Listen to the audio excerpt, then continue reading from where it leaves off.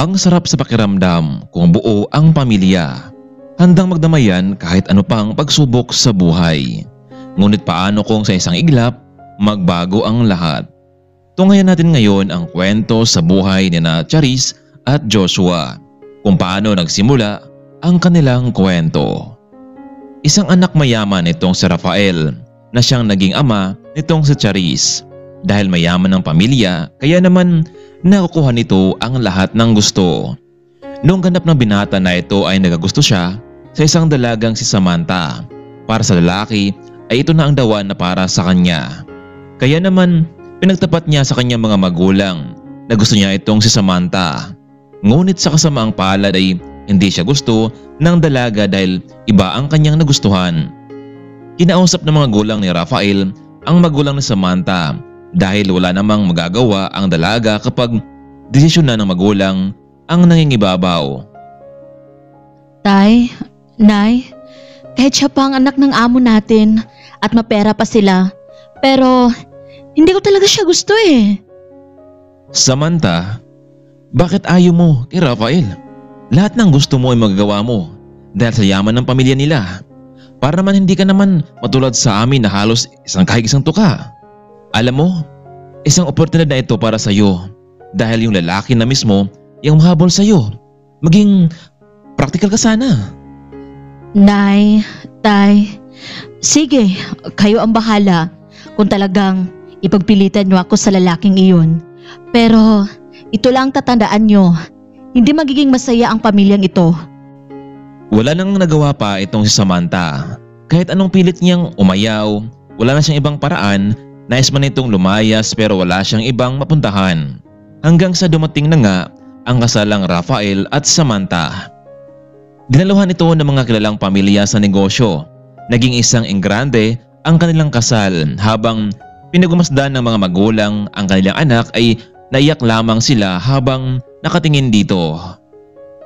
Sorry anak Samantha, kung ikaw ang nagdusa ngayon.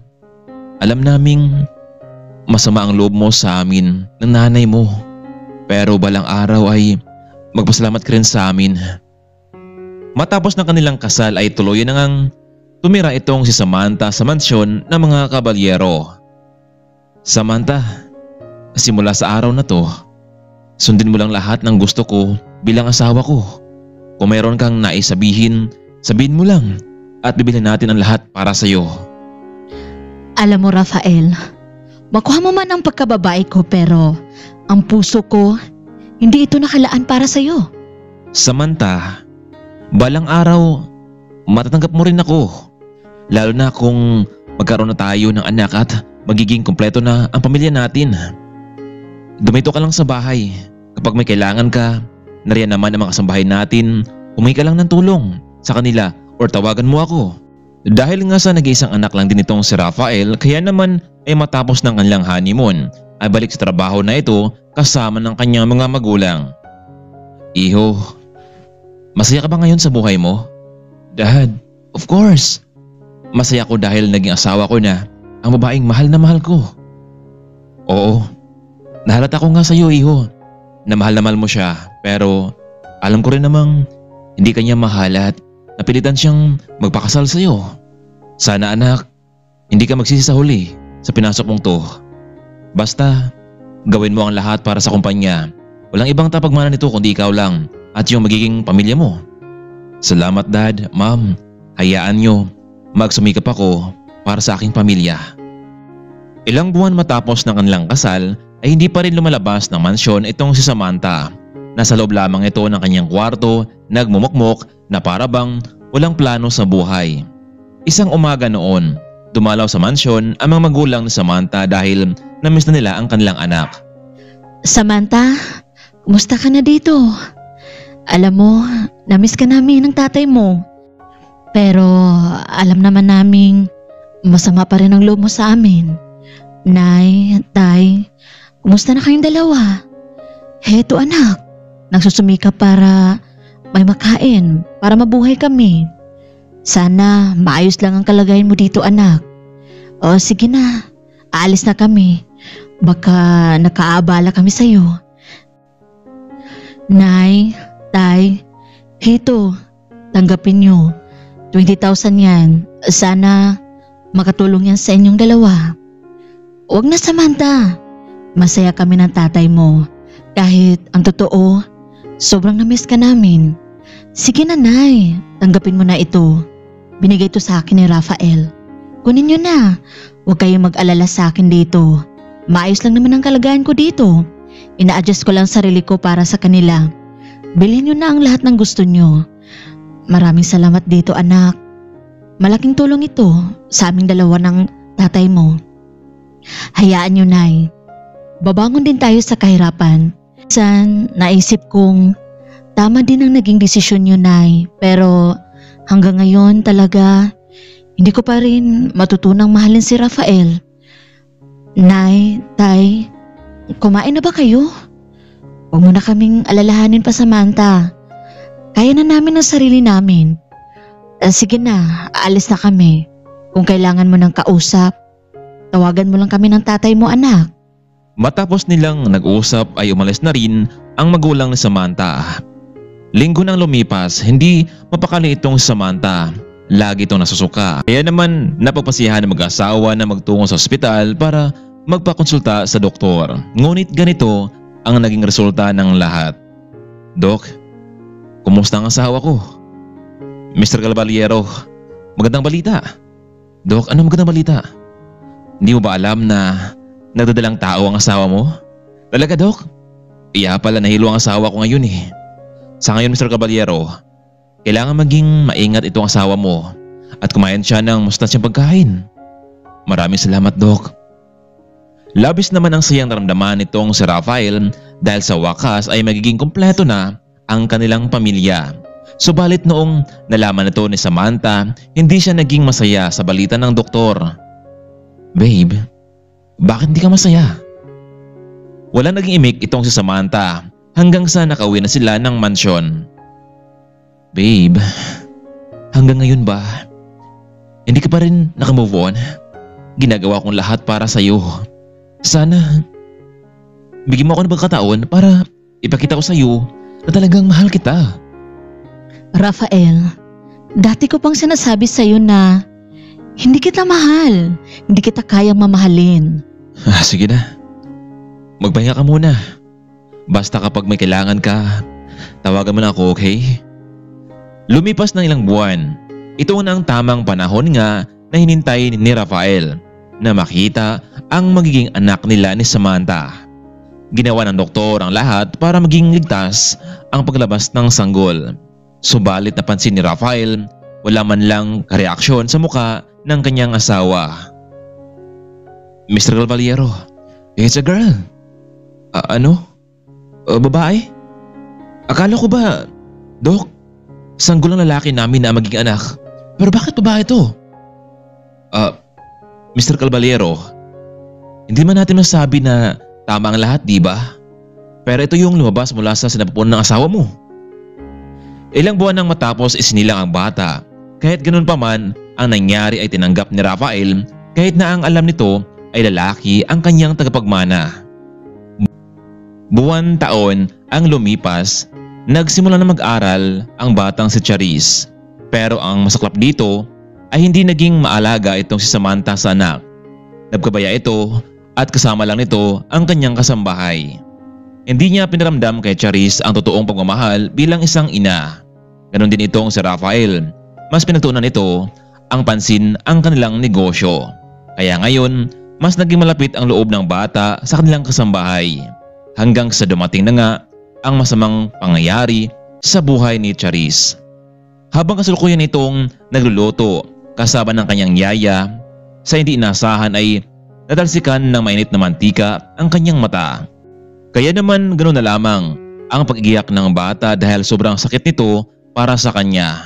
Pero ang masaklap lamang nito ay walang pakialam si Samantha. Gusto lang nitong magmukmok sa kwarto at mabigay ng malaking halaga sa kanyang mga magulang. Pero ang pangyaring ito ay hindi pa alam ni Rafael. Lumipas ng ilang linggo mula noong may nangyari kay Charis. Nagiba na ang attitude ng bata. Naging iyakin na ito at palaging namumula ang kabilang mata. Inisip na lamang ng kanyang yaya na marahil sore eyes lang ito at mawala din.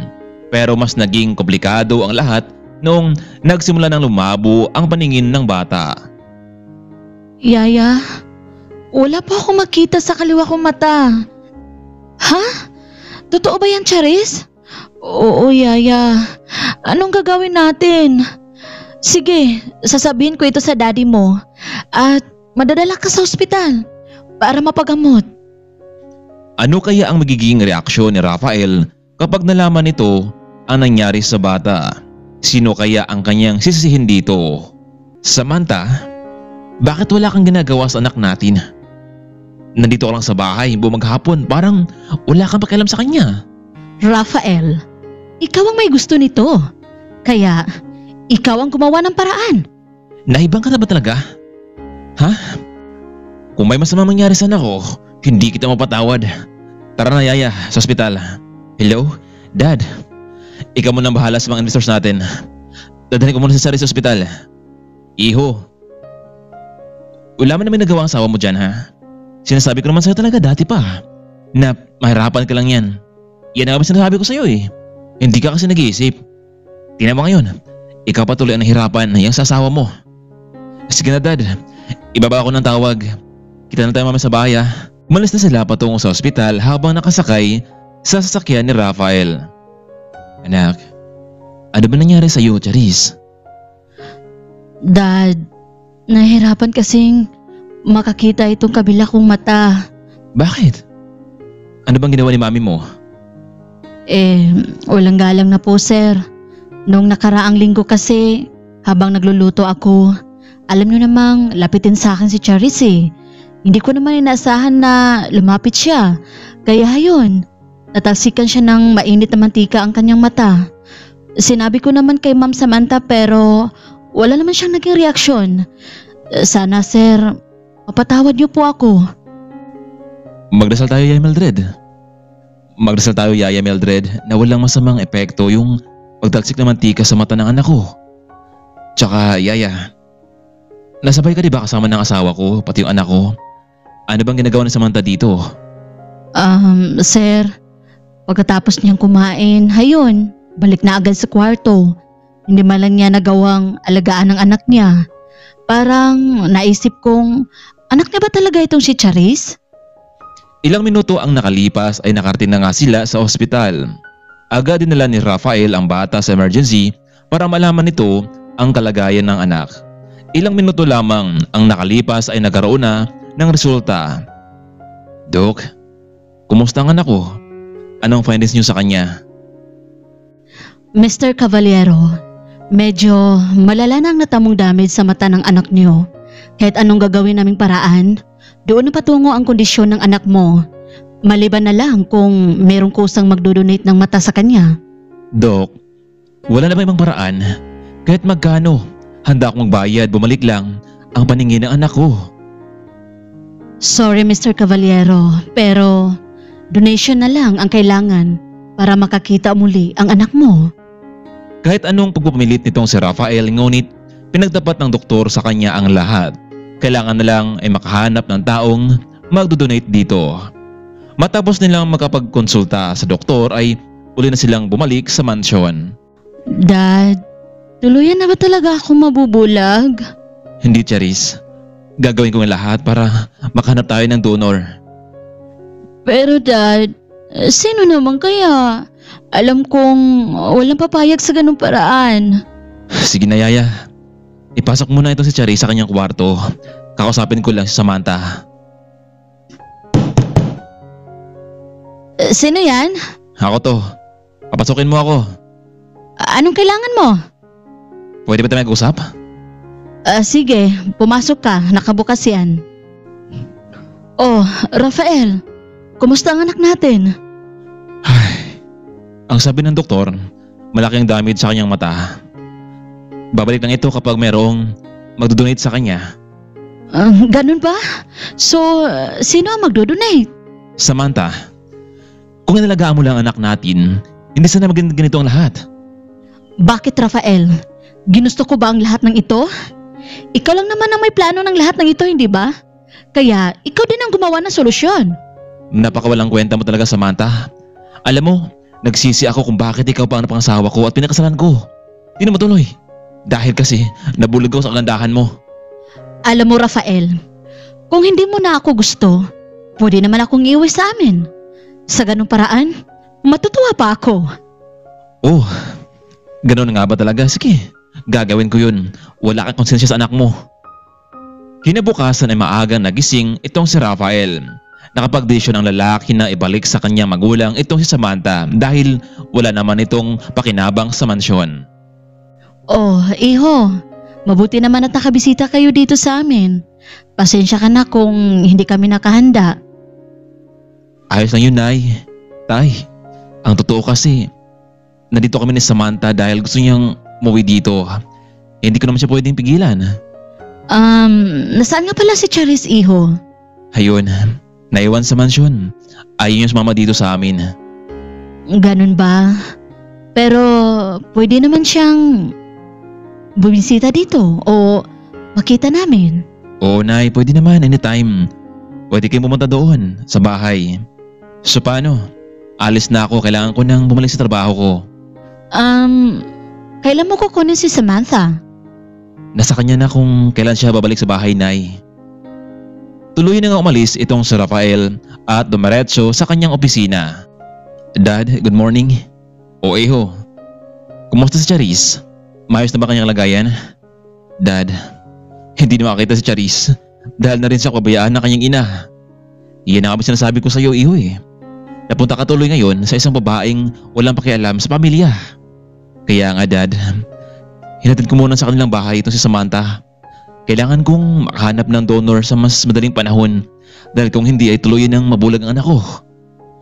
Ano ba ito nangyari sa pamilya mo, Rafael? Hindi ka kasi makinig sa akin noon eh. Dad, nangyari na to. Huwag na tayo magsisihan pa. Kumusta naman ang mga investors natin dito? Mabuti naman, Iho. At nitong susunod na mga buwan, ipagkatiwala ko sa iyo ang kumpanya. Pupunta kami ng mami mo sa ibang bansa. Sige, Dad. Ako na bahala dito. Tuloy na ngang umalis ang mga magulang ni Rafael. Samantalang malaki naman ang butataka naman ng mga magulang ni Samantha kung bakit hindi na sinundo ni Rafael ang kanilang anak, kaya naman ay kinausap nila ito.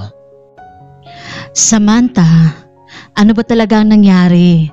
Bakit ayaw mo na bumalik sa pamilya mo? Hindi mo ba namimiss ang anak mo? Si Charis. Nay, kung gusto ni Rafael na tumira ako sa mansyon, sunduin niya ako dito. Bakit ganyan ka, Samantha? Lahat nasa'yo na. Pero mukhang hindi ka pa rin seryoso, lalo na sa pamilya mo. Samantha, wala kang mapapala kung nandito ka lang palagi sa bahay namin. Sa halip na tulungan mo ang asawa mo sa kanilang negosyo.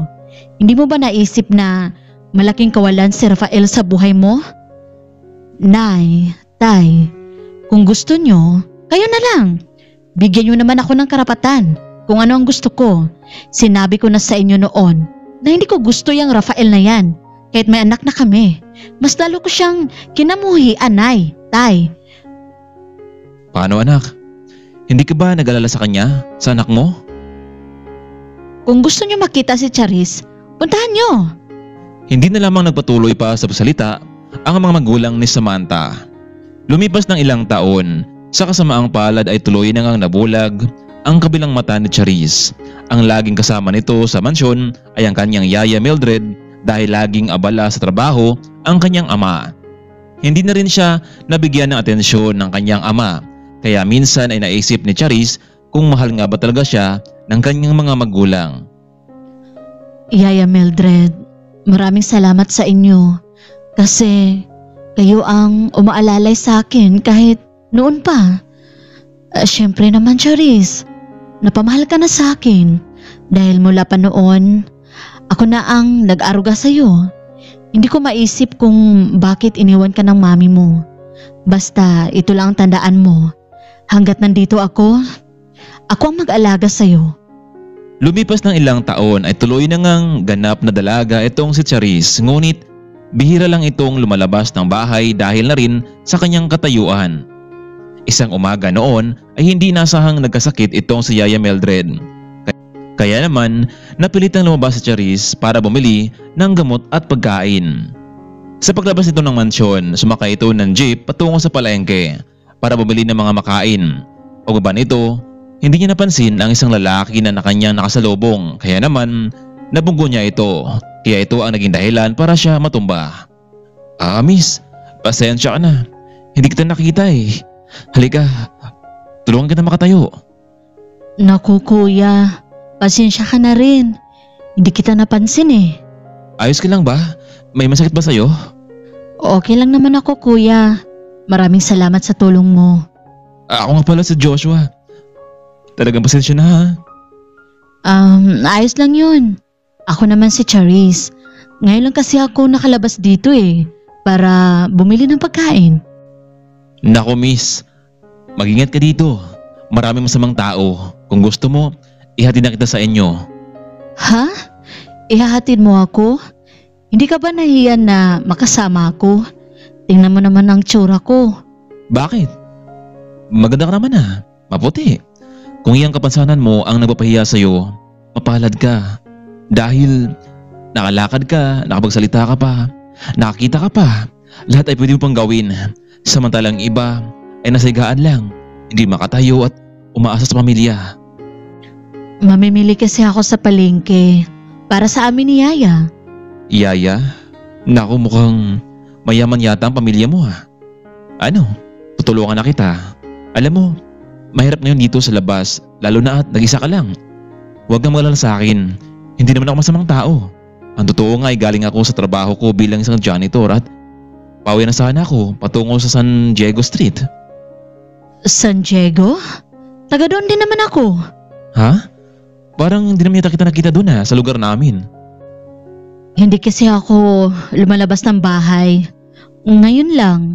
Ganun ba? O sige, sasama na kitang mamili. Total naman ay isang direksyon lang naman pala ang pupuntahan natin Pwede naman kung hindi ako nakaabala sa'yo. Sa mga oras na iyon ay hindi nasahan nitong si Charis na may lalaking nagmagandang loob na tulungan siya.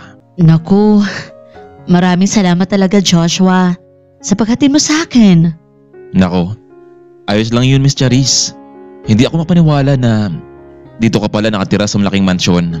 Lagi naman akong nadaan dito noon, pero kahit kailan hindi ko napansin na meron palang isang magandang binibini na nakatira dito. So, paano Joshua? Muli, maraming salamat. Sana hindi lang ito ang una at huli nating pagkikita, Miss Charis. Gusto ko sanang maging kaibigan mo. Yun nga lang kung gustuhin mo lang. Ha? Kaibigan? Pwede naman. Hindi ka naman siguro masamang tao, hindi ba? Masamang tao? Hindi O sige. Ito nga pala ang phone number ko kapag kailangan mo ng makausap. Tawagan mo lang ako. Nandito lang naman ako sa loob ng bahay. Nako Miss Charis, hindi mo lang alam kung gaano ako kasaya. Sige na, alis na rin ako. Okay, mag-ingat ka Joshua. Sila ang maingat sa akin. Matapos inhatid ni Joshua ang dalaga sa bungad ng kanilang mansyon, ay umalis na rin ito pauwi sa bahay. Hindi may pinta sa mukha ng binata ang kasayahan dahil sa mayroong bago na itong kaibigan. Pero ang totoo, pag-uwi nito sa bahay nila ay magiging masaklap na naman ang kanyang araw. Panggabi sa trabaho bilang janitor itong si Joshua. Panganay sa 3 magkakapatid, kaya naman ay halos sa kanya na nakaatang ang lahat. Lalo na at nag-aaral pa ang kanyang 2 nakabatang kapatid. Pagka-uwi ng bahay, pagkapasok pa lamang nito ay agad siyang sinalubong nitong si Cathy. Kuya! Si Alvin! Bakit? Ano nangyari sa kapatid mo? Kuya, kagabi, nahuli sila ng mga pulis, pati kasamahan niya. Dahil sa pagnanakaw, ninakawan nila ang isang malaking bahay pero nahuli pa rin sila ng mga pulis. Ay naku talaga, hindi na talaga natanda yung kapatid mo.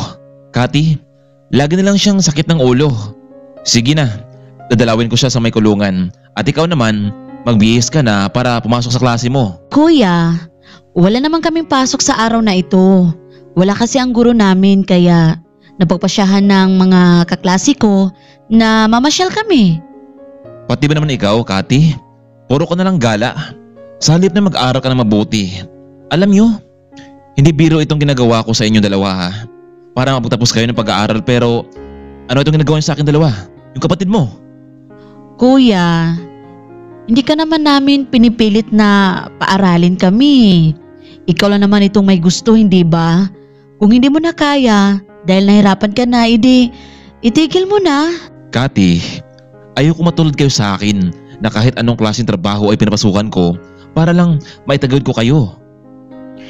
Alam mo, ang totoo kuya, tumigil na rin ako sa pag-aaral. Total naman, tapos na rin naman ako sa high school, di ba? Gusto ko na rin magkaroon ng sariling pera kuya. Hindi yung puro na lang hingi ng hingi sa'yo eh. Hindi kita pinintulutan, Kati.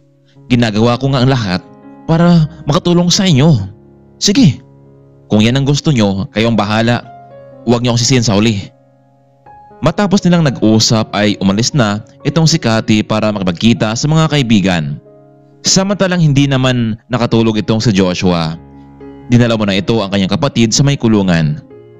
Alvin, ano na naman to? Hindi ka ba nahiya sa ginawa mong yan? Kumalat na sa buong lugar yung ginagawang pagnanakaw. Baka sabihin nilang pinabayaan ko kayo. Kuya Joshua, gusto ko rin namang guminawa ang buhay ko. Kaya nga eh. Yan ba naisip mong paraan para guminawa ang buhay mo? Magnakaw ka? Hindi biro ang buhay, alam mo yan. Kung gusto mong guminhawa, magsumikap ka sa tamang paraan. Alam mo bang mahigit 30,000 ang kailangan para makalaya ka dyan? At saan ako nun? Namangutang ako. Kuya Joshua, kung wala kang mapiyansa sa akin, huwag mo nang pilitin ang sarili mo. Hayaan mo na ako dito dahil makakalaya din ako. Sige na kuya, umalis ka na. Gusto ko lang pahinga. Matapos nilang mag-uusap na magkapatid ay bumalik na si Joshua sa kanilang bahay at natulog muna ito dahil sa gabi kasi mabalik sa trabaho. Ngunit hindi siya nakatulog dahil sa kaisip sa kapatid kung paano niya ito mailabas. Ngunit kalaunan ay nakatulog na rin ito dahil sa pagod mula sa trabaho. Bigla na lamang itong napabangon matapos tumunog ang kanyang phone. Hapon na pala kaya kailangan niyang maghanda para sa pagpasok sa kanyang trabaho bilang isang janitor. Ngunit napansin ni Joshua na hindi pa rin nakauwi si Kati mula kanina umaga kaya nag-iwan na lamang ito ng makain. Muling napadaan itong sa Joshua sa malaking bahay. Tahimik lamang ito ngunit napansin niyang nakabukas ang gate pero wala namang tao ang naroroon. Kaya naman bilang bagong kaibigan ay nagkaroon siya ng lakas ng loob para malaman kung ano ang nangyari. Medyo hindi siya mapalagay kaya naman pumasok ito at walang paalam. Laking gulat nito dahil nasa isang sulok ang nagbabantay at wala itong malay. Kaya naman dito na mas lalong kinakabahan itong si Joshua dahilan para tumawag ito ng kapulisan at ibinalita ang nangyari. Bagamat hindi pa ito kabisado ang buong mansyon, sinikap niyang makapasok sa loob para masaksihan ang lahat. Pagkapasok ni Joshua, may nakita itong isang armadong lalaki at kasalukuyan niyang tinatali ang mga kamay na Yaya Mildred at Charis. Kailangan niyang gumawa ng paraan para mahuli ang taong ito. Dahan-dahan siya lumapit na may pag-iingat at bigla niya itong hinampas na matigas na bagay sa batok dahilan para mahimatay ito. Nung nawalan siya ng malay ang lalaki, agad niya rin itong tinali sa kamay at paa para hindi makawala at tinanggal niya ang nakapiring sa mata ni Mildred at Charis. Miss Charis, ayos lang kayo dito? Joshua, maraming salamat sa pagtulong mo sa amin. Buti nakita mo kami. Noong kasing papasok sa trabaho, nakita ko kasing nakabukas yung gate nyo at nasulok ang nagbantay sa inyo at walang malay. Kaya naman naisip ko na pumasok sa loob. Pero huwag kayong mag-alala. Parating na rito ang mga pulis dahil tinawagan ko na sila. Naku iho, maraming salamat. Paano kayo nagkakilala ni Charis? Nagkakilala po kami ni Charis kahapon noong nasa palengke siya at nagkabungguan kaming dalawa. Kung ganun iho, maraming salamat talaga. Siguro kung hindi ka dumating, baka kung napaano na kami ni Charis. Ilang minuto ang nakalipas, dumating na rin ang mga kapulisan at napag-alaman nilang ang lalaking ito ay matagal nang hinahanap ng batas at malaki ang halagang nakapatong sa kanyang ulo. Mabuti na lang Mr. Natividad at nahuli mo ang lalaking ito. Pero alam mo bang delikado ang ginawa mo dahil walang awa ang lalaking ito sa kanyang nagiging biktima matapos makuha ang kanyang gusto. Oo sir, alam ko po yun. Delikado para sa aming tatlo. Pero nagkaroon ako ng lakas ng loob para matumba siya. Anyway Mr. Natividad, kapag mayroon kang oras, pumunta ka na lang sa headquarters bukas at ibigay namin sa iyo ang gantimpala na para sa iyo.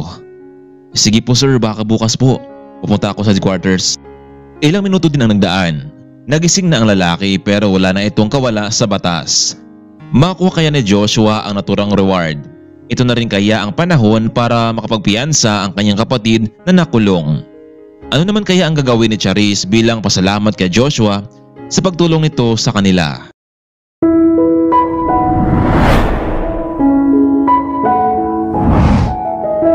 Ang nakaraan, malaki ang pasalamat ni Charis at Mildred sa pagdating nitong si Joshua sa kanilang mansion.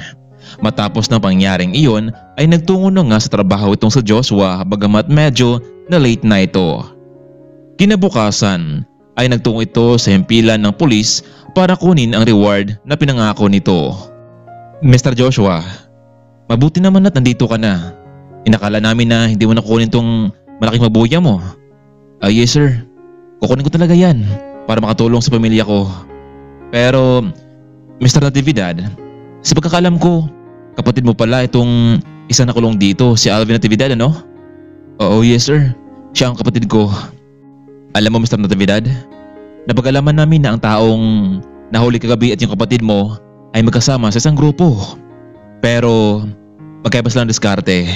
Yun nga lang ay talagang nahuli yung tao kagabi. Inamin ko sa'yo, makuha mo na ang pera na ito pero hindi mo mailabas ang kapatid mo sa perang yan. Maraming reklamo ang sa grupong yan at kapag pinalayan natin yan ay nakasigurado tayong hindi sila titigil. Ganun ba sir? Kung ganun pala, kahit kapatid ko siya, kumpara naman sa kanyang kapakanan, kayo na pang bahala sa kanya. Natanggap na ni Joshua ang pabuya mula sa himpilan. Bago ito lumabas ay kinausap niyo muna ang kanyang kapatid. Alvin, pasensya ka na kung hindi pa kita may labas dito ngayon. Huwag na kuya. Ayos lang ako dito. Alam ko naman na wala kang magagawa para malabas ako dito eh. Alam ko rin na binigyan ka ng malaking halaga dahil sa paghahuli sa pinuno namin dito. Umalik ka na lang dito bago pa niya malaman na ikaw pala kapatid ko. Agad namang umalis itong si Joshua. Mahirap na kapag nalaman nito ng kanilang pinuno na kapatid pala siya ni Alvin. Pagkarating sa bahay ay wala pa rin itong si Cathy. Hindi niya na alam kung ano ang gagawin niya sa kanyang kapatid. Ginawa niya lahat para sa kanila pero siya pa ngayon ang naging masama. Matapos niyang kumain, akma na sana siyang matulog itong si Joshua na may tumawag sa kanyang phone. Inakala niyang si Cathy ito. Hello? Cathy? Nasaan ka na? Umuwi ka na sa bahay please. Mr. Natividad, si Charis po ito. Miss Charis, pasensya na. Inakala ko kasing kapatid ko yung tumawag eh. Ano nga pala ang sadya mo sa akin at napatawag ka? Joshua, kung okay lang sana sa'yo, pwede ka bang pumunta dito sa bahay? Gusto ka makausap ni Daddy dahil sa pagtulong mo sa amin. Sige Miss Charis, walang problema. Ngayon na mismo pupunta ako dyan. Umalis na itong si Joshua at nilakad na lamang niya ang patungo sa mansyon ng mga kabalyero. Tao po. Sino yan? Pinapunta pa ko dito ni Charis at ni Mildred. Sige. Tatawagan ko lamang si boss bago kita papasukin dito ha. Ilang minuto lang ang nakalipas ay bumukas na ang gate at pinapasok ng bagong gwardya itong si Joshua habang naghintay sa pintuan itong si Mildred. Ate Mildred, nasaan ka pala si Charis? Ayun iho, naghihintay sa may sala kasamang kanyang daddy at gusto ka makausap. Sir, nandito na pala si Joshua Natividad. Maupo kayo. Malaking pasalamat ko sa iyo dahil tinulungan mo ang anak ko. Napag-alaman namin na nagsibuhatan pala ang gwardya at yung nanloob dito kahapon. Paano nga ba kita pasalamatan sa ginawa mo sa anak ko? Ano nga ba trabaho mo? Sir, isa na po akong simpleng trabahador bilang isang janitor. Bilang pasalamat na rin sa ginawa mo, kung okay lang sana sa'yo, ay kukunin kitang katuwang dito sa mansyon. Nandiyan naman si Yaya Mildred para ipagawa sa'yo ang mga dapat mong gawin. At higit sa lahat, sasamahan mo lang si Charis kung sakaling meron siyang gustuhang puntahan. Tsaka huwag kang mag-alala. Kung magkano man ang sahod mo sa trabaho mo ay doblohin ko. Kailangan ko lang na magkatawala ang tao para sa kasama sa bahay na ito. Sige po sir. Pag-isipan ko to ng maraming beses. Joshua, sana huwag mo nang isipan pa. Dahil kailangan ko ng tao na makatulong dito sa mansyon. Sige po Sir Rafael. Pumapayag na po ako. Total naman ay wala naman akong kasama sa bahay namin eh. Sige, bukas pwede ka na magsimula sa trabaho mo. Yaya Mildred, nandito na ba si Samantha? Nako sir, hanggang ngayon, hindi talaga nagpaparamdam si Ma'am Samantha eh. Sige na. Babalik na ako sa office. Kung ano man ang kailangan nyo dito, tawagan nyo lang ako Mildred, okay? Noong oras na iyon, dahil maaraw pa naman, nagtungo sa kumpanya itong sa Joshua para magpaalam at tuluyang mag-resign. Hindi niya may paliwanag sa kanyang sarili kung bakit agad siyang pumayag sa alok ng pamilyang Caballero. Pagkatapos niyang magpaalam ay nagtungo ulit ito sa kanilang bahay para kumuha ng ilang mga damit dahil stay-in sa mansyon na iyon. Nag-iwan na lamang siya ng sulat sa kanyang kapatid kung sakaling muli itong bumalik sa kanilang bahay na pinamana pa nito sa kanilang magulang. Pagkarating sa mansyon, hindi niya inaasahan na isang magandang kwarto pala ang kanyang matuluyan. Ate Mildred, talaga bang dito ako manirahan sa isang magandang kwarto? Talagang hindi makapaniwala ito ah. Oo Joshua, si Senyor na mismo ang nagsabi para naman kapag kailangan itong si Charis, agad mo itong matulungan. Ate Mildred, ano ba mga dapat kong gawin dito sa araw-araw? Madali lang naman Joshua. Kailangan lang nating panatilihing malinis ang buong bahay at kung may kailangang bilhin, pwede ikaw o ako ang lalabas. Kailangang may kasama itong si Charis, lalo na medyo nahirapan siyang makakita eh. Ganun ba? Itatanong ko lang sana din kung matagal ka na ba dito? Nako Joshua, bata pa lamang itong si Charis, nandito na ako. Hanggang ngayon na dalaga na siya. Sige, sa ngayon, magpahinga ka muna. Tatawagin na lang kita mamaya para sa hapunan at isabay na natin si Charis sa pagkain kung wala dito ang kanyang daddy. Sige na, aalis na ako. Sige Ate Mildred, maraming salamat.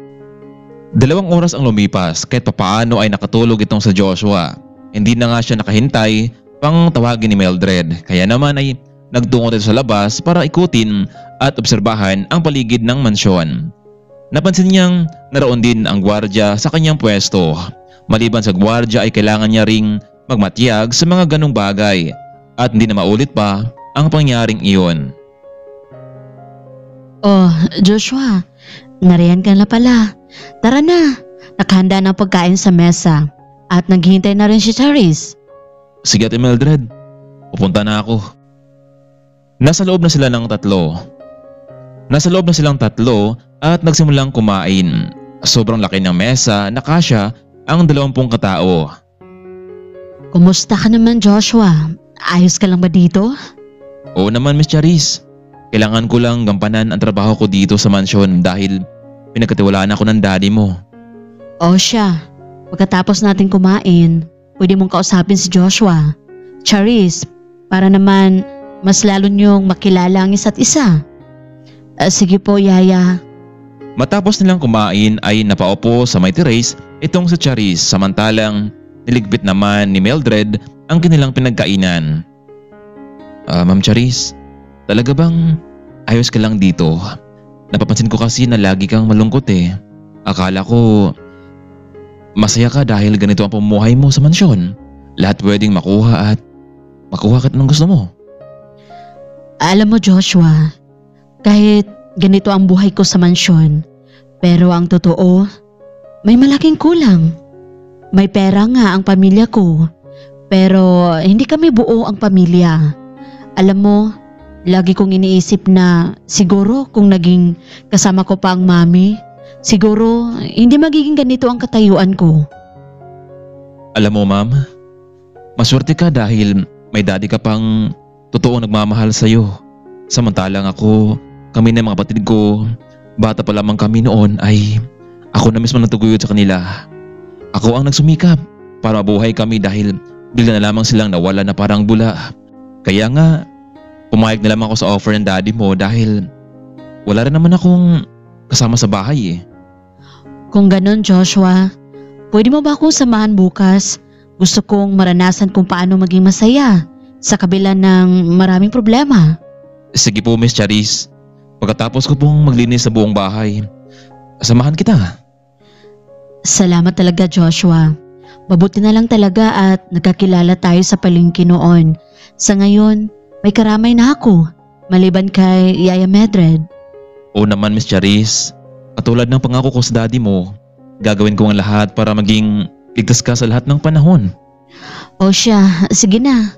Pwede ka na magtungo sa kwarto mo at matulog na rin ako. Salamat sa oras na nilaan mo sa akin. Ito ang unang gabi ni Joshua na matulog sa mansyon. Hindi niya alam kung ano talaga ang kanyang magiging buhay dito sa loob. Habang nakahiga sa malambot na kama at malawak na kwarto, hindi pa rin ito nakalimutan isipin ang kanyang dalawang kapatid kung kumusta na sila. Bilang nakatandang kapatid ay hindi niya maiwasang mag-alala sa kanilang kalagayan hanggang sa nga tuluyan siyang nakatulog. Kinabukasan ay maagang nagising itong sa Joshua. Muli niyang inikot ang buong paligid at ginawa ang mga simpleng gawain sa mansyon. Mukhang nanibago ito sa ngayon. Sa araw-araw na routine, hindi kasi katulad noon na sa gabi ito natatrabaho at sa araw ay natutulog ito. Good morning Ate Mildred. Natapos ko na palang linisin ng swimming pool at yung buong paligid. Ano ba bang dapat itong gawin? Nako, Joshua, yun lang naman ang halos gagawin mo dito sa mansyon. Bago ako natulog kagabi, sinabi sa akin ni Charis na gusto niyang mamasyal ngayong araw. Gusto kong bantayan mo siya. Walang problema Ate Mildred. Sasamahan ko siya. Sige iho, pagkatapos nating mag-almusal, pwede na kayong umalis habang hindi pa mainit ang panahon. Bago sila kumain ng almusal ay naligo muna itong sa Joshua at pagkatapos ay ginising na nito itong sa Charis. Tao po, Miss Charis, nakanda na nga palang almusal. Hindi ba ang sabi niyo ngayon ay alis tayo ngayon? Sige Joshua, susunod na ako. Hintayin niyo lang ako sa may kusina. Bumangon na nga ang dalaga at nagtungo sa kanyang sariling comfort room para maligo. Nagbihis na rin ito ng kasuotang na bagay sa pamamasyal. Pagkatapos ay nagtungo na rin ito sa kusina para kumain. Dahan-dahang naglakad ang dalaga habang nakasuot ito ng shades. Samantalang hindi naman inasahan ni Joshua na ganito niya makita ang suot ni Charis. Sobrang ganda nito. Naku, iya, mukhang pinaghandaan mo talaga ang araw na ito ha. Sana mag-enjoy kayo. So tara, kumain na tayo. Joshua, marunong ka bang magmaneho ng sasakyan? Meron kasing isang sasakyan na nasa grahe lang. Regalo ni Dad sa akin yun, pero hindi ko naman ito may maneho dahil sa katayuan ko ngayon. Opo Miss Charis. Alam mo nung nagtatrabaho pa ako bilang isang janitor, minsan kasi sinasama ako ng supervisor para bumili ng mga panglinis sa mall at ako ang kanyang pinapagmaneho nito. Kaya yun, medyo natuto na rin ako magmaneho. Naku, mabuti naman Joshua kung ganon. Hindi na kailangan nating mag-hire ng driver. O basta Charis ha, Joshua, mag-iingat kayong dalawa. Tawagan nyo lang ako kung nasaan na kayo. At bago gumabi, kailangan nandito na kayo, okay? Oo naman Yaya Mildred. Maraming salamat sa paalala mo. Matapos nilang kumain ay binigay ni Charis ang susi ng binata na pandarin ang naturang sasakyan. Isang kakaibang sasakyan na pwedeng gamitin sa on-road at off-road. Hindi naman pinahiya itong si Joshua. Umandar agad ang sasakyan. Okay na ba Joshua? Pwede na ba tayong umalis? Okay na po Miss Charis. Nasa magandang kondisyon pala. Itong sasakyan mo dito eh. Sumakay na sila sa sasakyan at agad umalis. Joshua, may alam ka bang magandang tanawin na pwede nating pasyalan? Yung tipong nakakawala ng stress? Meron ng Charis. Noong bata pa lamang ako hanggang ngayon, palagi pa rin itong pinupuntahan ng mga tao dahil sa sobrang presko ng hangin dito. Kung ganun Joshua, pwede mo ba akong dalhin doon? Dinala nga ni Joshua itong si Charis, hindi nga nagkamali ang dalaga, sobrang ganda ng tanawin at maraming mga namamasyal. Subalit hindi may iwasan na may mga taong nagkatinginan sa kanila. Marahil kay Charis sila nakatuon dahil sa kanyang kalagayan bagamat naka-shades ito upang hindi mahalata. Nako Miss Charis, mukhang hindi maganda dito sa ngayon. Kung gusto mo naman na ibang tanawin, isasama kita sa beach resort at pwede kang mag-overnight doon kung gustuhin mo lang. Sige Joshua, mukhang marami ka talagang alam na magandang lugar. Sana na-experience ko yan noon pa. Tatawagan ko lang si Yaya Mildred na sa isang resort tayo para naman hindi siya mag-alala. Pagdating sa naturang resort ay nakilala agad itong si Joshua. Paano ba naman kasi ay dito siya noon natatrabaho bilang isang utility. Napahinto lamang ito noong kinakailangan niyang lumipat sa mas malapit na lugar sa kanilang bahay. O Joshua, kumusta? Mabuti naman at napasyal ka dito. Sino yung kasama mo? Girlfriend mo? Nako, maganda siya ha? Nako, hindi Jake. Siya nga pala si Charis, yung boss ko. At dito ko siya pinapunta sa resort nyo dahil alam ko naman na sobrang ganda dito, di ba? Kung ganun Joshua, ilang VIP room ba ang dapat ko ipa-reserve? Jake, siguro 2 na. No, Joshua. Isa lang para naman kapag kailangan kita, nandyan ka na agad. Ha? Seryoso ka ba, Miss Charis? Sir, malaki naman siguro ang VIP room, hindi ba? At pwede ang 2 tao. Oo naman ma'am. Ang VIP room namin dito ay pwedeng kahit isang pamilya. Excuse me lang Joshua ha, ma'am. Kukunin ko lang yung payment para naman maibigay ko na sa inyo ang susi ng kwarto. Just in case na nagugutom na kayo, pwede kayong tumawag sa landline para naman umorder ng makain. At nasa 5K nga palang overnight dito. At ito nga palang susi ng room. Talagang sanadya akong ibigay sa inyo ang room 05 para makita nyo ang sunset. So enjoy your vacation, ma'am and Joshua. Pumasok lang 2 sa room 05. Namangha sila dahil malawak ang naturang kwarto. Joshua, iiwan na lang natin dito ang mga bag. Gusto ko nang maglibot at makita ang kabuang ganda ng lugar at makalanghap ng sariwang hangin. Sige ma'am Charis, tara na. Inikot ni Joshua itong si Charis sa beach at nagkataon naman na hindi mainit ang panahon kaya mas lalong naging malamig ang hangin. Wow, salamat talaga Joshua sa pagdala mo sa akin dito. Totoo nga ang sinabi mo na nakakawala ng stress. Siya nga pala, okay lang ba sa'yo na umupo muna tayo saglit? Gusto ko lang ding makipagkwentuhan sa'yo. Sige ma'am, walang problema sa akin. At saka tungkol saan naman ma'am ang pag-uusapan natin? Alam mo, hindi ba magagalit sa'yo ang girlfriend mo? Lalo na ngayon at stay-in ka. Ha? Girlfriend? Wala po. Wala akong ligawang babae. Wala kasing oras noon sa ganyang mga bagay dahil pinagtunan ko talaga ng pansin yung mga kapatid ko. Joshua? As in, wala talaga? Kung ganun, parehas pala tayo ng sitwasyon. Hindi ako nagka-boyfriend dahil pakalukuhin lang ako nila. At pera lang habol nila sa akin. Tara na, babalik na tayo. Medyo nakagutom din pala kahit namamasya lang tayo. Pagkarating sa kanilang room ay tumawag itong si Charis sa landline para umorder ng mga pagkain. 10 minuto lamang ang nakalipas, dumating na ang pagkain na kanilang in-order. Wow! Itsura pa lang mukhang masarap kainin ng mga ito, Joshua. Salamat waiter. Natawag na lang ako kapag may kailangan pa kami. Sige po sir, ma'am. Enjoy your dinner. Matapos nilang kumain ay inilagay nila ang pinagkainan sa labas ng pinto. Ang waiter na ang bahalang kumuha ng mga ito. Joshua, dito ka muna. Maliligo lang muna ako. Kumpleto pala ang VIP room nila. May TV. Sige ma'am Charis. Dito muna ako nanood. Mukhang iba ang pakiramdam ni Joshua sa gabing ito. Hindi niya mapaliwanag ang pangyayari, lalo na at isa lamang ang kanilang kwarto ng kanyang boss. Inaamin niyang maganda talaga itong si Charis, pero hindi pwedeng pagsamantalahan ang kahinaan at sitwasyon ng kanyang amo. Paglabas ng kanyang amo mula sa comfort room, medyo kakaiba ang kanyang naramdaman kaya naman naligo rin ito. Habang nag-aayos naman sa sarili itong si Charis. Ilang minuto lamang nakalipas ay natapos na rin si Joshua at napalingon itong si Charis sa kanya na may ngiti. Miss Charis, dito ka na matulog sa may special na kama. Doon na lang ako sa may maliit na sofa bed. Joshua, dito ka na lang din. Pwede naman nating harangan ng higaan, hindi ba? Malamig doon sa may maliit na sofa.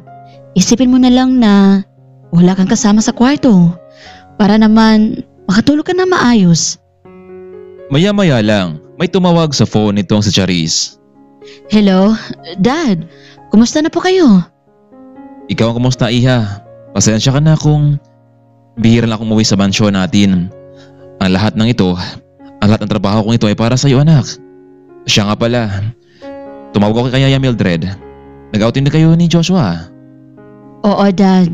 Sinamahan niya ako. Mabuti naman, anak, para merong mag-alalay sa iyo. Mahirap na panahon ngayon. Basta, mag-ingat ka dyan, ha? Salamat, Dad. Mag-iingat ka din. Binaba na ni Charis ang phone call. Joshua, heto, inarangan ko na. Pwede ka nang matulog dito. Dahil bukas, marami pang mga lugar na pupuntahan natin. Good night, Joshua. Sleep well. Isipin mo na lang na nag-iisa ka lang dito sa kwarto. Ito turn off ko na ang malaking ilaw. Itong dim light lang ang gamitin natin para makatulog na tayo. Sige ma'am. Good night na rin sa'yo. Mukhang hindi makatulog ng maayos itong sa Joshua. Lalo na at naka-on pa ang aircon. Kaya kahit magkaiba pa ang kanilang kumot ay siguradong iginawin pa rin ito dahil hindi siya sanay sa malamig na kwarto. Bagamat kakaiba ang kanyang pakiramdam. Naghahalong init at lamig marahil sa pagkakataon na nakasama niya sa isang kwarto ang kanyang boss. Samantalang inakala naman ni Joshua na siya lang ang kinakabahan. Mas lalo palang kinakabahan itong si Charis dahil isang lalaki ang kanyang nakasama sa isang kwarto at higit sa lahat ay wala namang special na namagitan sa kanilang dalawa. Lumipas ng ilang oras ay naging tahimik na ang bawat isa at tuluyang nakatulog. Ngunit malikot palang matulog itong si Charis kung saan na lang ang kanyang pwesto. Kaya naman tuluyang nahulog ang unan na kanyang hinarang sa gitna nilang dalawa. Ito ang naging dahilan para pagsaluhan nila ang isang kumot para maibusan ang lamig sa loob ng kwarto. Naramdaman ng bawat isa ang init na hindi pa nila naranasan kailanman, lalo na at napayakap ang dalaga sa kanya. Pilit man ng lalaki na pumiglas pero mas lalong mahigpit ang pagkayakap ng babae sa kanya. Kaya naman mas lalong nag-init ang pakiramdam nitong si Joshua at bigla niyang hinalikan ng babae sa labi. At wala namang pagtatutol ang dalaga. Kaya sa gabing iyon, isang pangyayari ang hindi nila malilimutan. Kinabukasan, pagising nilang dalawa ay laking gulat na mga ito dahil wala silang saplot sa katawan. Naku, Miss Charis, sorry. Hindi ko naman gusto mangyari to sa atin eh. Naku, sorry din Joshua. Hindi ko nasahan na humantong pala sa ganito eh. Ang lahat, nadala din ako sa emosyon ko. Paano to, Miss Charis? Anong gagawin natin? Paano kung malaman ito ni daddy mo? Sa ngayon Joshua, pwede bang ilihim mo na natin ito? Pero paano kung magbunga ito? Hindi naman pwedeng mangyari ito na wala kang kasamang lalaki, hindi ba? Alam mo, sa ngayon, huwag mo munang alalahanin yan. Narito tayo para magsaya. At pinasaya mo nga ang buong araw ko.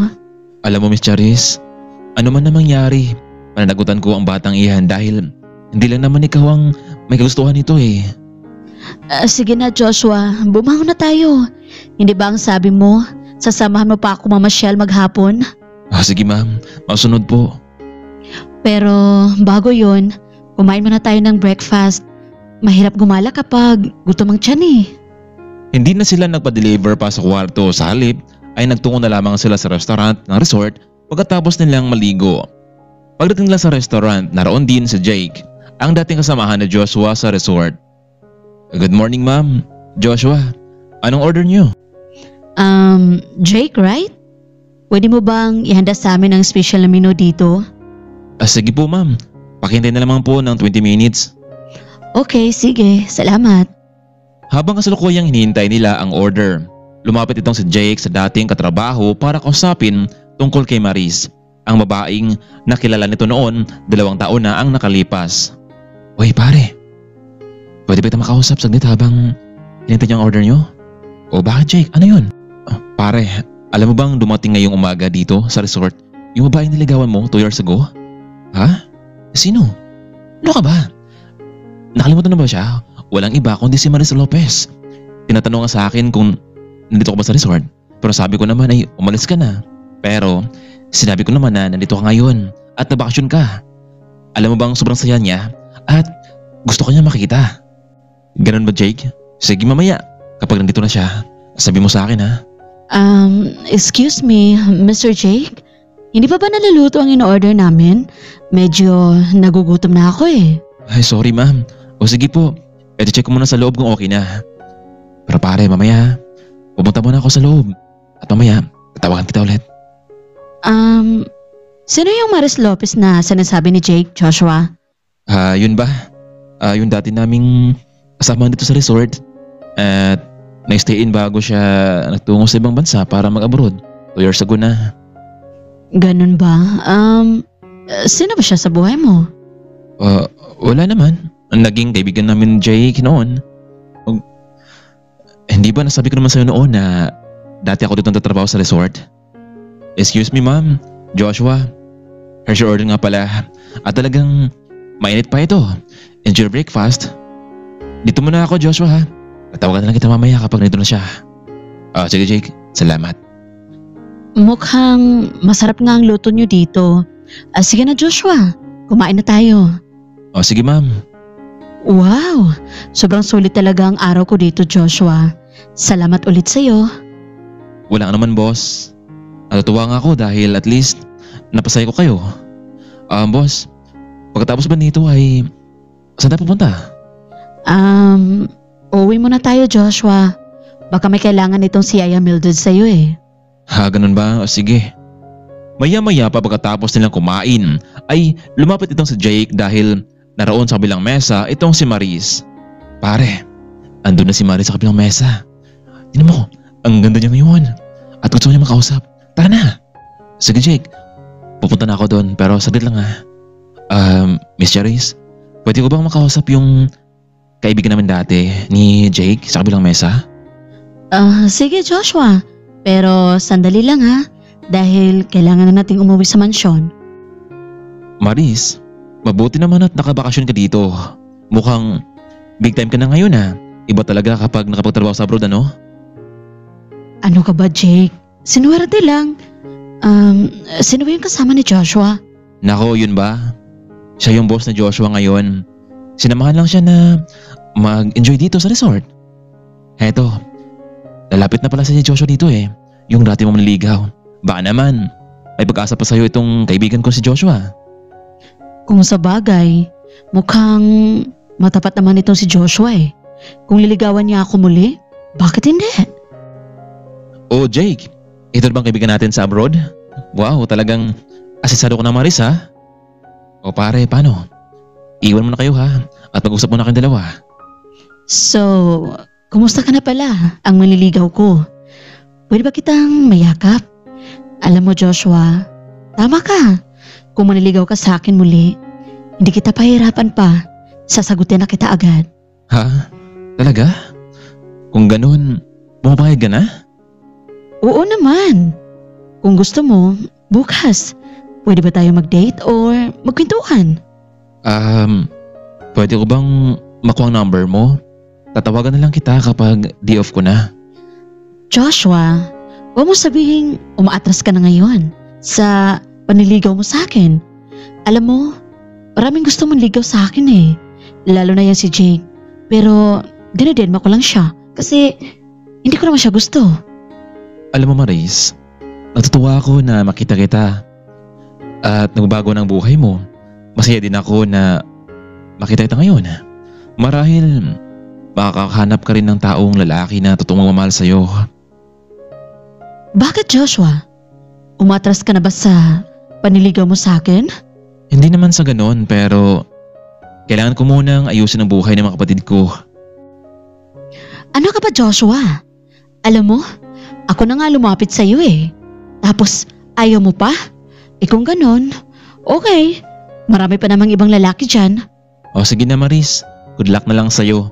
Kailangan naman umuwi. Siguro, yung boss mo ang dinidiskartehan mo, no? Ano? Para makaganti ka sa akin? Maris, wala ka na dun kung may namagitan sa aming dalawa o wala. Just mind your own business. Sige na, alis na ako at kung gusto ka ni Jake, edi bigyan mo siya ng pagkakataon. Umalis na itong si Joshua at muling nagtungo sa pwesto ni Charis. Ano? Tapos na kayo mag-usap? Mukhang ang sweet naman ng babaeng iyon ha? May payaka pa sa'yo? Boss? Bigla niya ako niyakap eh. So, nagustuhan mo naman? Hindi naman boss, medyo nagulat nga ako eh. O sige na, gusto ko nang umuwi sa bahay. At saka, marami ka pang gagawin doon. Laking gulat nitong si Joshua sa pagbabago ng attitude nitong si Charis. Hindi naman ganito ang kanyang ugali mula kahapon hanggang nitong umaga. Nag-iba ang mode nitong si Charis at nagpa siya na lamang na umuwi sa kanilang bahay. Gusto pa sana nitong mamasyal kasama ng lalaki, ngunit may asungot namang dumating. Sa oras ding iyon, nag-check out na sila sa resort at sabay nagpaalam kay Jake. Paano pare? Alis na kami. Marami kasi akong gagawin sa bahay ng amo ko. O sige Joshua. So, nagkausap na ba kayo ni Maris? Oo pare, nagkausap na nga kami. Ikaw nang bahala sa kanya ha? Ha? Anong ibig mong sabihin? Jake, alam ko rin naman na meron kang gusto sa kanya, di ba? Ligawan mo siya. Walang problema sa akin yun. Ganun ba pare? O sige. Pero huwag mo akong sisihin na kapag sinagot niya ako. Good luck pare kapag sinagot ka niya. Susuportahan kita. Sumakay na sila Joshua at Charis sa sasakyan pero halos wala pa ring imik ang bawat isa. Ma'am, Charis, pasensya na kayo kung nakipag-usap ako kanina sa babaeng yun ha? Ha? Bakit ka naman humingi ng pasensya sa akin, Joshua? Kahit amo mo ako, wala naman akong karapatan para pigilan ka makipag-usap sa babaeng iyon dahil wala naman namagitan sa ating dalawa, hindi ba? Kung sa bagay ma'am, tama po kayo. 2 oras lamang ang namagitan ay nakarating na sila sa mansyon. Kaya naman agad silang sinalubong ni Yaya Mildred. Senyorita, Joshua, kumusta naman ang inyong pamamasyal? Ayos lang din naman, Yaya. Pupunta muna ako sa kwarto. Gusto ko lang mapahinga. Sige, senyorita. Mas mabuti pa nga. Siya nga pala, Joshua. Kahapon may naghanap sa'yo dito. Siya daw ay kapatid mong si Kathy.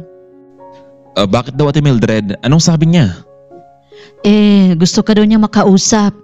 Naroon ngayon sa bahay niyo. Ngayon, pwede mo siyang kausapin. Umuwi ka muna. Mukhang hindi maganda ang kondisyon ng kapatid mo eh. At pagkabalik mo, dumiretso ka na sa grocery para mamili ka ng mga pagkain. Sige Ate Mildred. Magpaalam mo na ako kay Charis. Kahit wag na. Malamang nagpapahinga siya ngayon. Ako na lang magsabi nito sa kanya na umalis ka. Gamitin mo muna ang sasakyan para mabilis ka makauwi. Basta, Joshua, mag-iingat ka lang sa pagmamaneho mo ha? Sige po Yaya. Maraming salamat talaga. Umalis na rin itong si Joshua patungo sa kanilang bahay para kausapin ang kapatid na babae. Kathy? Buksan mo tong pinto. Nandito na ako. Laking gulat ni Joshua dahil isang lalaki ang nagbukas ng pinto. Sino ka? Anong ginagawa mo sa bahay namin? At nasa loob ka pa, siguro isa ka muna nakaw ano? Kuya, kumalma ka lang. Hindi siya magnanakaw. Siya si Richard, ang boyfriend ko. Bakit hindi mo sinabi sa akin to, ha? Ano? Anong sinasabi mo? Ito ba ang sasabihin mo sa akin na may boyfriend ka? At pinatira mo sa bahay natin? Oo kuya, mula noong umalis ako dito sa bahay, nagsama na kami noon ni Richard at may nangyari na sa amin. Gusto naming bumukod kaya nagdesisyon kaming dito muna kami tumira dahil wala naman dito si Kuya Alvin eh. At nasa trabaho ka naman. Kung ganun, Kati, talagang sinayang mo lang talaga ang pagtulong ko sa'yo. Kaya wag mo akong sisihin kung ano man magiging kapalaran mo sa buhay mo. Kuya, please, magsusubikap naman kami. Kami ni Richard. Sorry kung binigo kita, kuya. Kuya, alam kong malaki ng sakripisyo mo sa amin ni Kuya Alvin. Pero, binaliwala lang namin. Sige, kung nakapagdesisyon na kayong dalawa, dito na kayo tumira sa bahay. Dahil stay naman ako sa bahay din na pinapasukan ko eh. Makinig ka, Richard. Pinagkatiwala ko sa'yo ang kapatid ko. Pero sa oras na saktan mo siya, hindi mo alam kung anong dapat kong gawin sa'yo. Ngayon, may trabaho ka na ba? Kung wala, paano kayo mabuhay sa bawat isa? Kuya, naghanap na po ng trabaho si Richard. Ano? Maghanap pa lang? Paano yung mga pang-araw-araw niyong gawain dito, yung gastusin niyo? Kuya, may naipon naman ako sa baon ko noon. At pati rin si Richard. Kati, noon ko pa sinasabi sa'yo na hindi biro ang buhay ng mag-asawa. Lalo na, dapat na planuhin ng mabuti. Alam mo, maswerte ka kasi ako ang naging kapatid mo. Kung sa iba pa yan, baka kinaladad ka na palabas. Kaya nga kuya lumapit ako sa iyo kasi mabuti kang tao at pinapasalamatan ko iyon. Huwag kang mag-alala kuya, kapag nakaluwag-luwag na kami, lilipat din naman kami ng ibang bahay. Huwag na kayong lumipat. Dito na kayo. Bahay mo rin naman ito eh. Siya nga pala, dinala mo na ba ang kapatid mo? Hindi pa nga kuya, pero baka bukas kuya. Dadalawin namin siya ni Richard para naman magkakilala silang dalawa. Ay nako. O siya, eto. Tanggapin niyo itong perang ibibigay ko sa inyong dalawa. Richard, huwag ka na mag-apply na ibang trabaho. Magtayo na lang kayo ng kaunting negosyo at samahan mo ang kapatid ko. Nang sa ganun naman ay araw-araw kayo magkikita, di ba? Kati, Richard, 50,000, marahil sapat na yan para sa simulan yung negosyo. Ano, okay na ba sa inyo? Naku, kuya, malaki na to. Paano ka nagkaroon ng ganito kalaking halaga? Pinag-ipunan ko yan, Kati, para sana sa pag-aaral yung dalawa ni Alvin pero wala eh. Kuya, maraming salamat talaga. Hayaan mo, papalaguin namin ni Richard ang perang ito. Sige na, alis na ako. Kailangan ko nang bumalik sa mansyon. Basta Richard ha, alagaan mo ang kapatid ko. Oo naman po Kuya Joshua, pangako ko yan sa inyo. Lumabas na itong sa Joshua at muling sumakay sa sakyan ng kanyang amo. Mabuti nilang Kati at tinutulungan tayo ng kapatid mo. Kaya ngayon pa lang, planin natin kung ano yung klase negosyo ang tatayo natin. Pwedeng karinderya or mamihan. At least hindi masyadong malaki ang punan natin at may tago pa natin sa bangkong iba.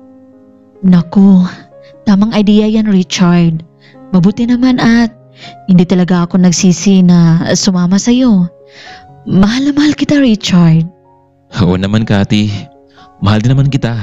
At kapag ipagkaloob sa atin at nakapag-ipon tayo, ay pwede tayong pakasal kahit sa huwis man lamang. Naku, yan ang pangarap ko. Richard, na may kasal sa lalaking mahal ko kahit simple lang, ang mahalaga ay nagsumpaan tayo sa isa't isa.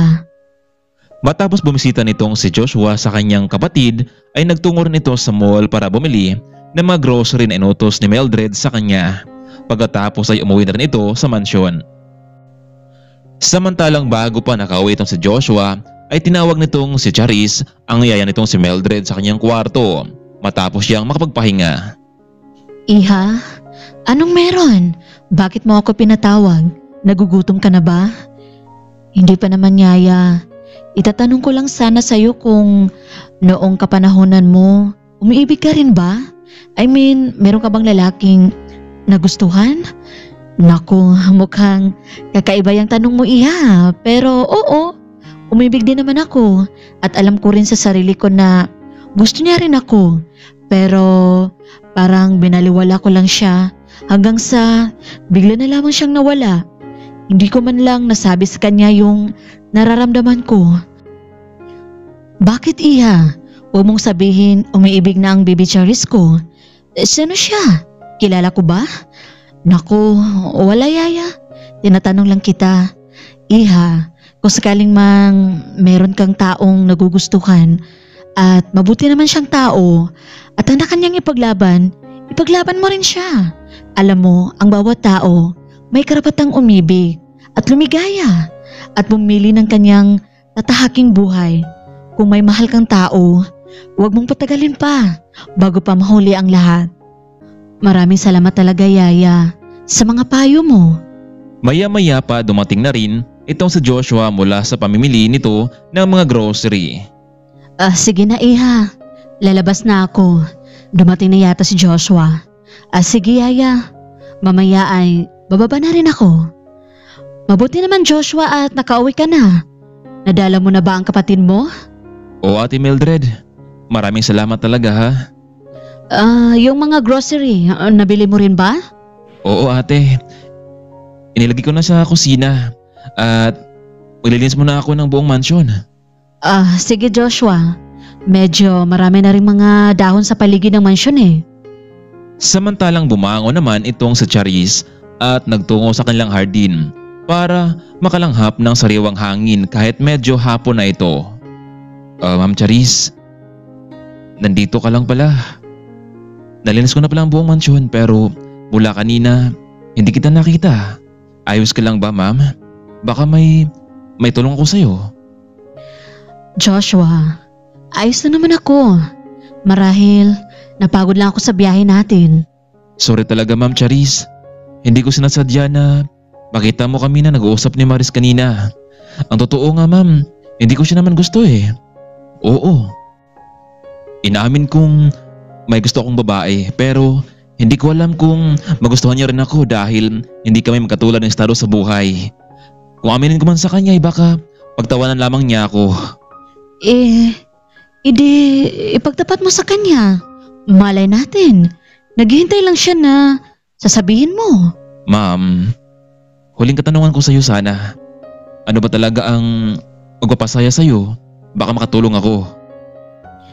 Alam mo Joshua, matagal ko nang gusto na sana balang araw uli makakita ang aking paningin, itong kabila kong mata. Pero hanggang ngayon kasi wala pa rin balita si Daddy eh, kung meron na siyang magiging donor sa mata ko. Alam mo, ma'am, darating din yan. Maghintay ka lang. Ma'am Charis, masaya ako na nagkakilala tayo kahit meron tayong hindi pagkaunawa ang dalawa. Pero ang totoo, hindi ko alam kung ito na ba ang tamang panahon para sabihin ko sa iyo ang lahat.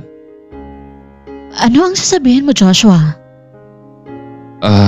Di bali na lang. Baka magalit ka sa akin eh. Di bali nang palisin mo ako sa mansyon na to. Pero sasabihin ko sa yung totoo. Mahal kita Charis. Gusto kita. Wala namang masama di ba na ilabas ko yung naramdaman ko sa iyo, di ba? Ano? May gusto ka sa akin? Bakit? Ewan ko. Bigla ko na lamang naramdaman. Sige na, alis na ako.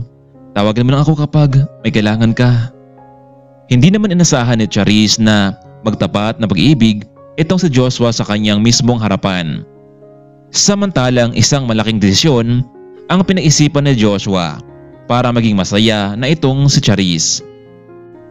Naglakas loob itong tumawag kay Mr. Caballero, ang ama ni Charis, at pinagtapat nito ang kanyang gusto.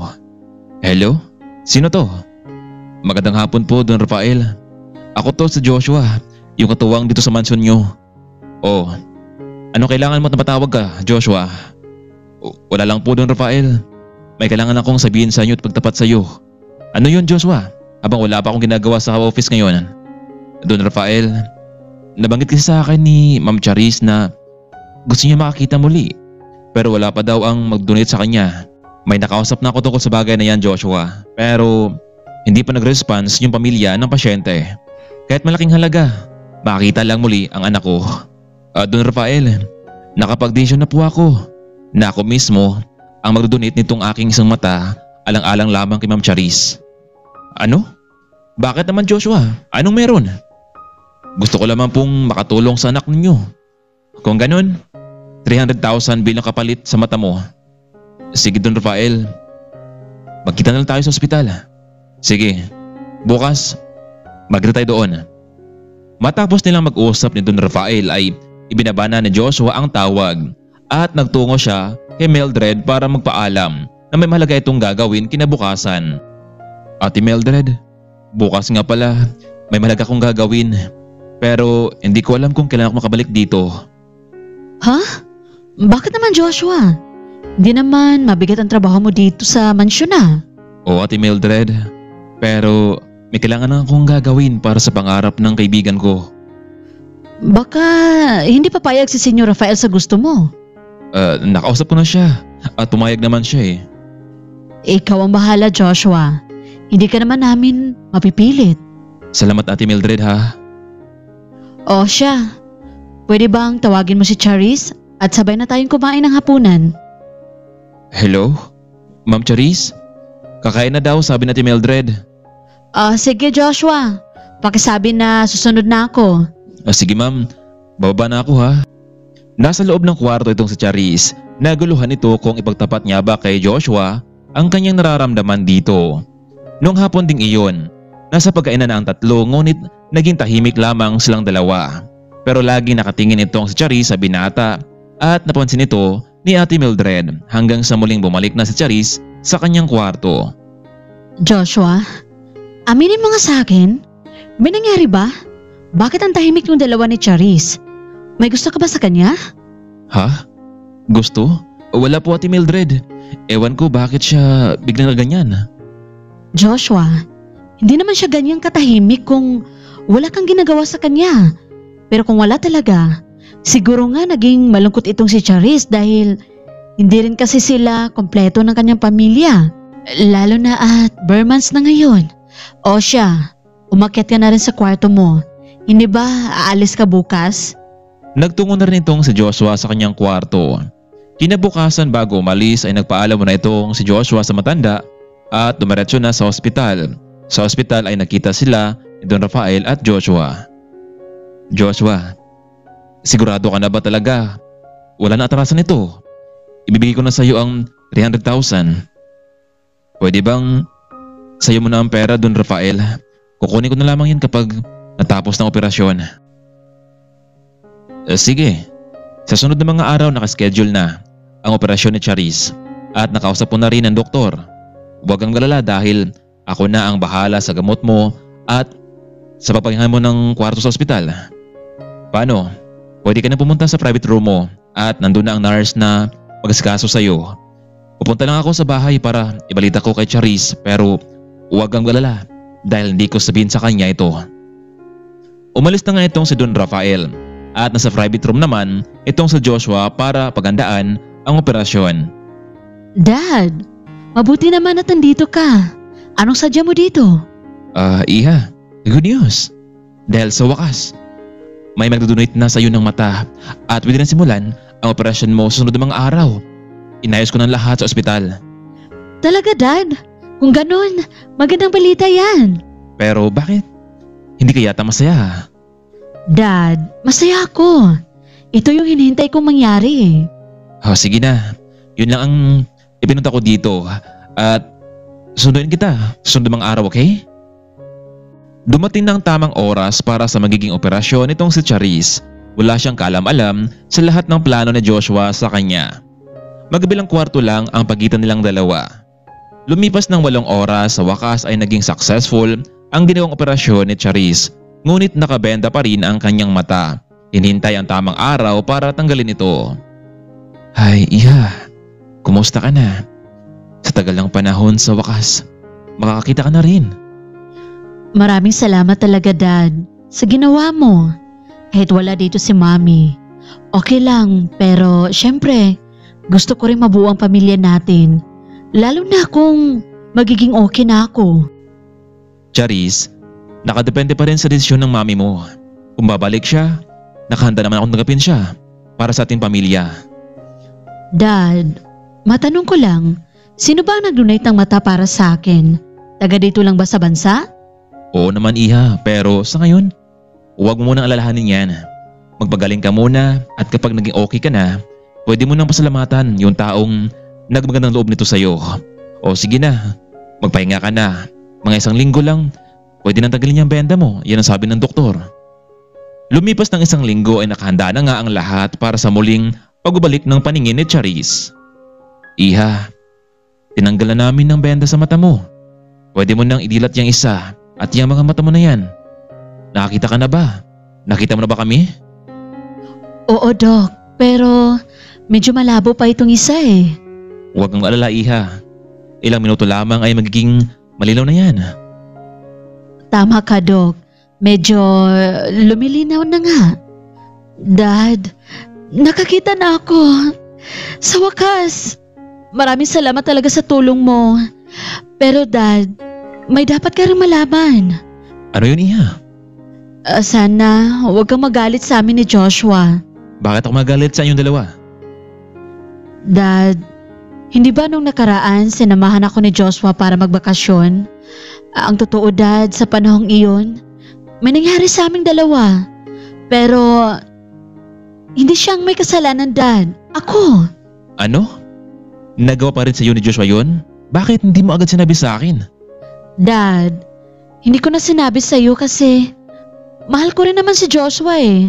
At mahal niya rin niya ako. Pakiusap, Dad, ang totoo. Masaya ako na nakakita na ako at mas magiging kumpleto na rin ang buhay ko kapag maging kami ni Joshua.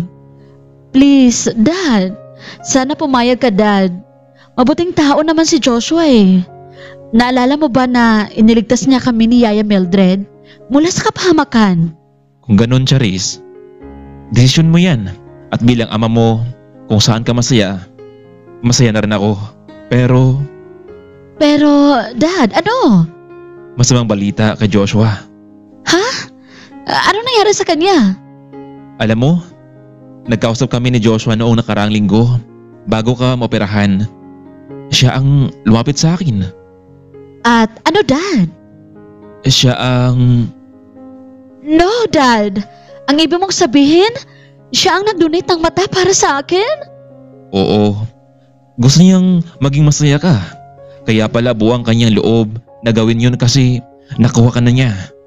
Dad, bakit mo ito nilihim sa akin? Sorry anak, pero ito ang gusto ni Joshua. Hindi ko naman siya nagawang tanggihan dahil makabuti naman to sa'yo, di ba? Dad, gusto ko siyang puntahan. Gusto ko siyang makita. Nasa kabilang kwarto lang sa Joshua, anak. Okay na rin naman siya. At nasa magandang kondisyon na siya ngayon. Pwede na siyang makalabas. Joshua? Ma'am Charis, kumusta ka na? Masaya ako dahil naging successful ang operasyon mo. Bakit mo ito nagawa, ha? Hindi ba ang sabi ko sa'yo, mahal kita? Gagawin ko ang lahat para sa'yo. Naisip ko na ito na lamang ang gagawin ko para makabawi sa'yo at maging masaya ka na. Paano ka? Hindi mo ba inisip kung ano ang magiging reaksyon ko sa ginagawa mong yan? Mahal din kita, Joshua. Sorry kung hindi ko agad sinabi sa'yo. Charis, desisyon ko ito at hindi naman ako nagsisi sa ginawa kong pagtulong sa mahal ko. Alam mo, Joshua, napatunayan ko na mahal mo talaga ang anak ko. Maraming salamat sa iyo. Hayaan nyo, paglabas nyo dito, ipapasikaso ko na agad ang inyong kasal. Talaga, Dad? Oo, kailangan din natin ng lalaki sa ating pamilya. Magiging karamay mo at katuwang sa negosyo. At pagkatapos nyo ikasal, may magandang balita ko sa inyong dalawa. Wow, ano yun, Dad? Pagkatapos ng kasal ng dalawa, okay? Si Don Rafael na mismo ang nag-asikaso ng kanilang kasal na Joshua at Charis. Matapos ng kasal ay pinagtapat na ng ama sa dalawa na pumapayag na ang pamilya ng pasyente na nasa ibang bansa para ilipat ang mata nito kay Joshua. Hindi masukat ang saya ng mag-asawa dahil sa kanilang nabalitaan. Matapos nga ng operasyon ay malaki ang pasalamat nilang dalawa dahil naging okay na ang lahat. Nakita ng muli ang dalawang mag-asawa, sina Charis at Joshua. Dad, hindi ka ba natutuwa na nakakita na kaming dalawa? Masaya ako anak para sa iyong dalawa na Joshua. Pero paano naman ako? Nainggit ako sa inyong dalawa. Samantalang ako dito nag-isa lang. Dad, huwag ka na malungkot. Nandito naman ako. Si Joshua at si Yaya Mildred. At higit sa lahat, si Mami Samantha. Ha? Anong ibig mong sabihin, Iha? Mami, ikaw na ang kumasap kay Daddy. Rafael, patawarin mo ako. Hindi ako napakita sa iyo ng ilang taon. Malaki ang kasalanan ko sa inyong dalawa ni Charis. Sana mapatawad mo pa ako. I realize na nagkamali ako ng desisyon. Ang totoo, mahal naman talaga kita eh. Patawarin mo ako, Rafael. Samantha, kahit kailan, umaasa akong babalik ka rin dito sa mansyon at tatanggapin kita ng buong buo. Oo, tinatanggap kita. Maraming salamat talaga, Rafael. Sa mga oras na iyon, mas naging masaya ang pamilyang Caballero dahil naging buo na silang muli. Samantalang tuluyan ding namang nagpakasal itong sina Richard at Cathy. Hindi kasi nila inasahan na lumago ang perang binigay na Joshua sa kanila sa nagpundar ng negosyo. Kaya naman labis ang pasalamat nito sa kanyang kapatid. Ilang taon din ang nakalipas ay nakalaya din itong si Alvin at nagbagong buhay na rin ito. Binigyan din naman ng puhunan ni Joshua ang kapatid para magtayo ng sariling negosyo at malaki ang pasalamat nito kay Joshua. Minsan sa buhay ng tao, lalo na sa pamilya, hindi maiwasang magkakagulo at humantong sa pagkakaalitan at hindi pagkakaunawaan. Pero may tamang oras, may tamang panahon para magkabalikan at magayos ang lahat. Sabi nga nila, blood is thicker than water. Kahit nagkatampuhan man, sa huli, kayo pa rin ang magtutulungan. Hanggang dito na lamang muna, kaibigan. Maraming salamat sa walang asawa ninyong pagsuporta sa ating munting channel. Hanggang dito na lamang, maraming salamat. Abangan natin bukas ang ating full episode. Paalam.